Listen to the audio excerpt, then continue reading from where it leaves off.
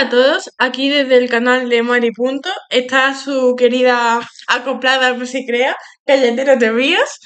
En el día de hoy vamos a hablar sobre un libro fantástico que si os interesa el tema de la economía y cómo funciona el Estado durante la época de la Edad Moderna, os recomiendo.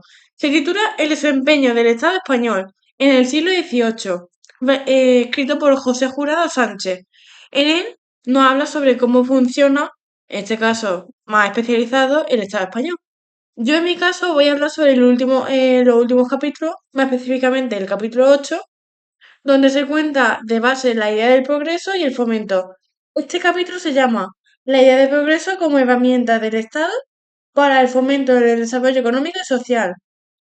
En cuanto a los fundamentos teóricos, podemos decir que el reformismo ilustrado español entendió el progreso no como una simple aspiración filosófica, sino como una necesidad de Estado que se anclaba en la lógica fiscal y militar. Además de ello, existía una dependencia fundamental entre el Estado y el desarrollo económico, ya que la monarquía necesitaba una economía bastante bollante para poder financiar sus crecientes necesidades. Básicamente eran las guerras que eran las propulsoras de este requerimiento.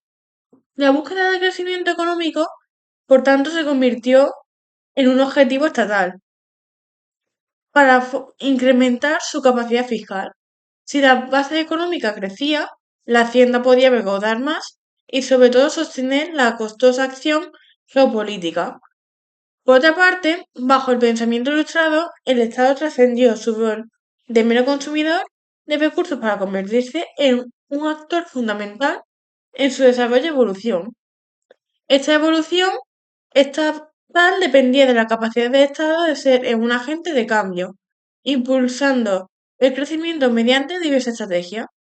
Además de ello, las medidas incluían desde la implementación de políticas arancelarias o de fomento en monopolio hasta del tipo de financiación de infraestructura. Sin embargo, destaca las que son de promoción de reformas sociales y económicas. El activismo estatal contrastaba con el inmovilismo de estructuras feudales, que seguían aún en gran parte de la península, estableciendo las bases para un Estado desarrollista. Su éxito dependía de liberar el potencial productivo nacional.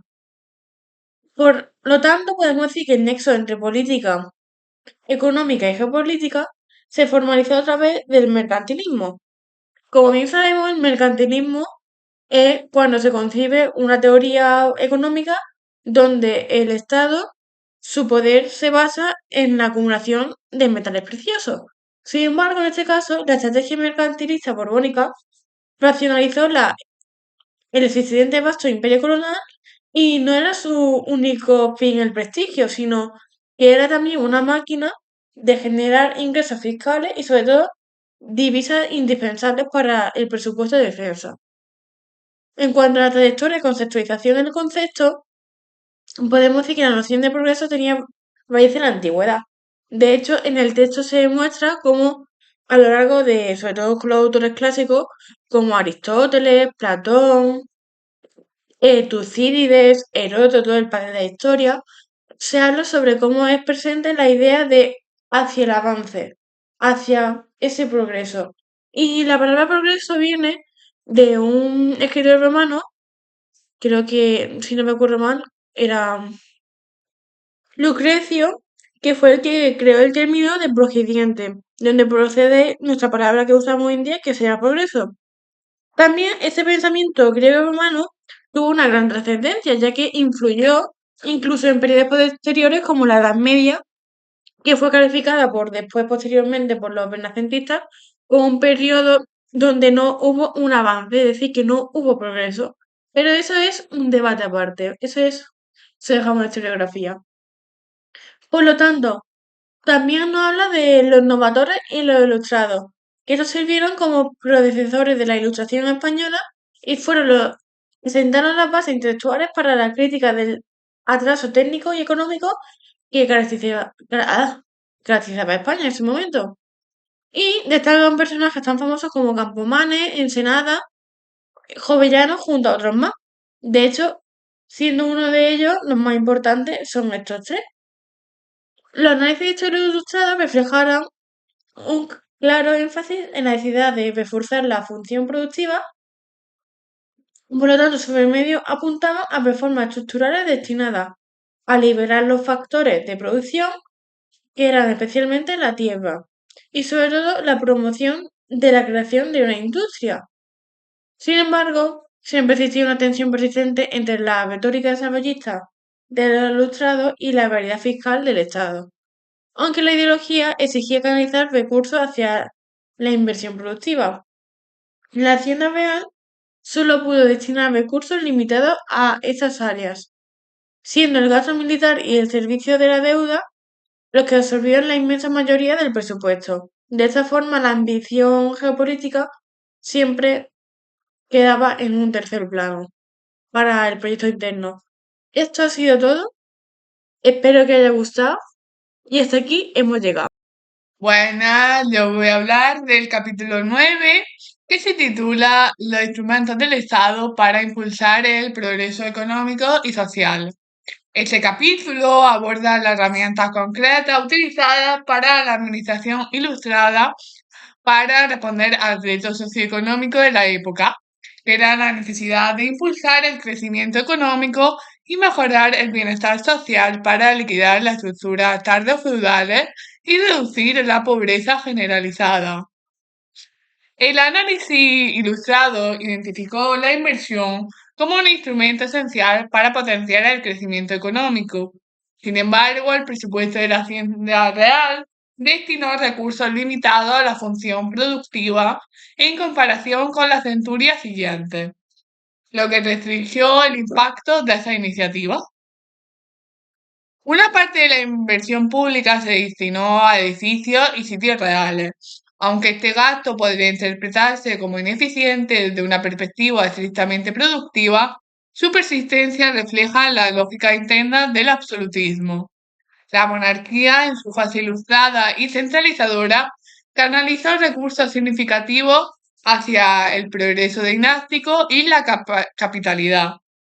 Esta asignación presupuestaria, aunque no directamente productiva, cumplía la función de legitimar el poder central y reforzar la visión patrimonialista del Estado, en detrimento de la inversión directa en capital económico en la periferia. Las inversiones productivas se concentraron en áreas estratégicas, las manufacturas reales, las minas de Almadén y las nuevas poblaciones. La focalización de recursos en las minas de Almadén es particularmente reveladora de la primacia geopolítica. El mercurio extraído en Almadén era crucial para el proceso de amalgama de la plata en América, vinculando directamente la inversión metropolitana productiva con la cadena de suministro fiscal del imperio, un pilar fundamental de la capacidad financiera del Estado. Este patrón de inversión productiva se enmarca en un modelo de industrialización dirigida bajo preceptos mercantilistas, cuyo fin principal no era la competitividad económica estructural, sino el abastecimiento logístico y fiscal del aparato militar y el imperio. Esta subordinación limitó el desarrollo de un tejido industrial amplio capaz de competir con potencias como Gran Bretaña. El Estado invirtió en canales y carreteras para impulsar el comercio y la economía. Esta obra cumplía una doble función esencial. La primera, la económica, era promover la integración del mercado nacional y la segunda, la estatal, era aumentar el poder infraestructural del Estado, facilitando la movilización de tropas y la logística de recaudación de impuestos a lo largo de una geografía compleja que históricamente había dificultado las comunicaciones. A pesar de su trascendencia, la cantidad y calidad de las infraestructuras, como los canales de Aragón y Castilla, fue insuficiente y a menudo sufrió grandes demoras en su conclusión. La función asistencial del Estado se revela como la más limitada presupuestariamente con recursos muy escasos. El Estado abordó los desafíos sociales a través de debates y la implementación de medidas asistenciales. La Ilustración promovió un debate intelectual sobre el tratamiento de la pobreza. Se implementaron medidas para ocuparse de los pobres, sin embargo, la aplicación práctica de esta normativa a menudo adoptó un tinte represivo. El carácter represivo de estas políticas subraya una limitación ideológica, la continuidad de una mentalidad mercantilista enfocada en el control social y la disciplina laboral más que en la auténtica reforma humanista del bienestar. Los recursos destinados a paliar la pobreza masiva eran escasos e insuficientes para transformar una sociedad trufada de pobreza, privilegios y desigualdades. Se analizó el papel de los hospicios y hospitales en la red asistencial y se desarrollaron incipientes sistemas de previsión social mediante pensiones y otras transferencias. La creación de pensiones en este contexto histórico debe ser interpretada como una herramienta institucional para asegurar la fidelidad y la profesionalización de las élites funcionales del Estado, que eran las militares y los burócratas, más que como el inicio de un estado de bienestar generalizado. Este mecanismo que reforzó el núcleo militar fiscal del régimen, garantizando la lealtad de aquellos grupos necesarios para la defensa exterior. El capítulo concluye con que si bien existió una voluntad reformadora y se emplearon instrumentos de progreso, la asignación marginal de fondos a la función productiva y asistencial limitó gravemente su impacto transformador. Y hasta aquí llega el podcast de hoy. Esperemos que haya gustado y recomendamos el libro.